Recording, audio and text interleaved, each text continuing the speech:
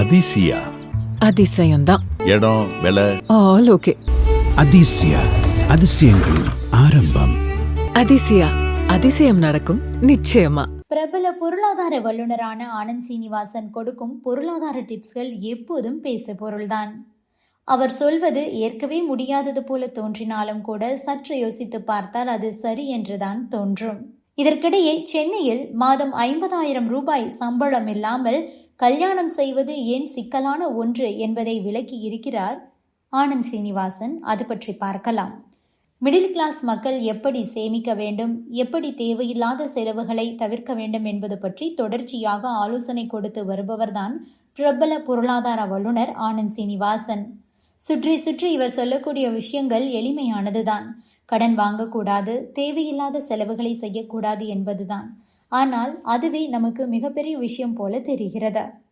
கடந்த சில நாட்களுக்கு முன்பு அவர் வெளியிட்ட ஒரு வீடியோவில் மிடில் கிளாஸ் பட்ஜெட் பற்றி கட்டம் கட்டமாக விளக்கி இருக்கிறார். அதில் ஒரு குடும்பத்திற்கு 50,000 ரூபாய் சம்பளம் இல்லை என்றால் சென்னையில் திருமணமே செய்ய முடியாது என சொல்லியிருக்கிறார். அதற்கான ஒரு பட்ஜெட் கணக்கையும் போட்டிருக்கிறார். இது தொடர்பாக அவர் தனது யூடியூப் பக்கத்தில், நாம் எல்லாவற்றையும் உடனடியாக அடைய வேண்டும் என நினைக்கிறோம், அதுதான் பெரிய தவறு. எனது அலுவலகத்தில் அனைவருக்குமே சராசரியாக 20,000 ரூபாய் முதல் 35,000 வரைதான் சம்பளமே.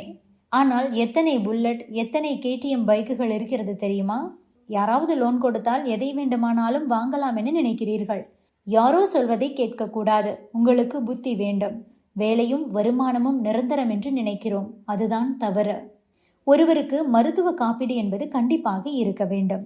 அவர்களது கையில் தங்கம் கண்டிப்பாக இருக்க வேண்டும். அதன் பிறகுதான் எல்லாமே. சென்னையில் போதிய பொது போக்குவரத்து இருக்கிறது. பஸ்ஸிலேயே போகலாம். இப்போதும் சொல்கிறேன், 50,000 ரூபாய் இல்லை என்றால் கல்யாணமே பண்ண வேண்டாம். ஒரு கணவன், மனைவி மற்றும் 2 குழந்தைகள் என்று இருந்தால் 50,000 ரூபாய் சம்பளம் இல்லாமல் சென்னையில் இருக்கவே முடியாது. வாடகை 15,000 ரூபாய் வரும். வீட்டின் மெயின்டெனன்ஸ் செலவு ஒரு 1,000 ரூபாய் தருவோம். இதிலேயே 16,000 ரூபாய் காலியாகி விடுகிறது. ஒரு குழந்தைக்கு மாதம் ஸ்கூல் ஃபீஸ், வேன் ஃபீஸ் உட்பட மற்றவற்றையும் சேர்த்தால் அந்த செலவே 9,000 வரை போகும். 2 குழந்தைகள் என்றால் 18,000. மின்சார பில் ஒரு 1,000 ரூபாய், இணையத்திற்கு ஒரு 2,000 ரூபாய், தண்ணீருக்கு ஒரு 2,000 ரூபாய், பெட்ரோல் செலவு ஒரு 4,000 ரூபாய், 2 வீலர் வண்டிக்கு EMI அது ஒரு 4,000 ரூபாய். இதையெல்லாம் சேர்த்தாலே 45,000 ரூபாயை தாண்டிவிடும்.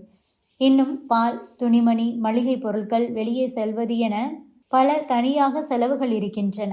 இதில் புல்லட் வேண்டாம் என்று தூக்கினால் 8,000 ரூபாய் கம்மியாகும். ஒரு குழந்தை போதுமென நினைத்து புல்லட் வேண்டாம் என்றால் கூட 45,000 ரூபாய் செலவாகும். இறுக்கி பிடித்தால் 50,000 ரூபாய்க்குள் செலவை கட்டுப்படுத்தலாம். அப்போதுதான் குழந்தையை நல்ல CBSE பள்ளியில் சேர்க்கலாம். அதுபோக கையில் ஒரு 6,000 முதல் 7,000 ரூபாய் வரை நிற்கும். இதுதான் ரியாலிட்டி. அதே நேரம் கணவன் மனைவி இருவரும் வேலை செய்தால் ஈஸியாக 80,000 ரூபாயிலிருந்து 90,000 ரூபாய் வரை வருமானம் வந்துவிடும். ஏன் ஒருவர் மட்டும் சம்பாதிக்க வேண்டுமென நினைக்கிறீர்கள்? இருவரும் சம்பாதித்தால் ஈஸியாக 80,000 ரூபாய் வந்துவிடும். ஆனால் நீங்கள் ராஜா போல படுத்துக்கொண்டு பெண் எல்லா வீட்டு வேலைகளையும் செய்ய வேண்டும் என நினைத்தால் வேலைக்காகாது. நீங்களும் பாதி வீட்டு வேலைகளை பகிர்ந்து கொள்ள வேண்டும். அவர்களை வேலைக்கு அனுப்ப வேண்டும் என கூறியிருக்கிறார். Subscribe to One India and never miss an update.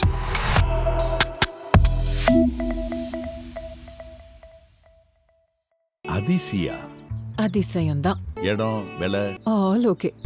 Athisaya அதிசயங்களின் ஆரம்பம். அதிசயா அதிசயம் நடக்கும் நிச்சயமா.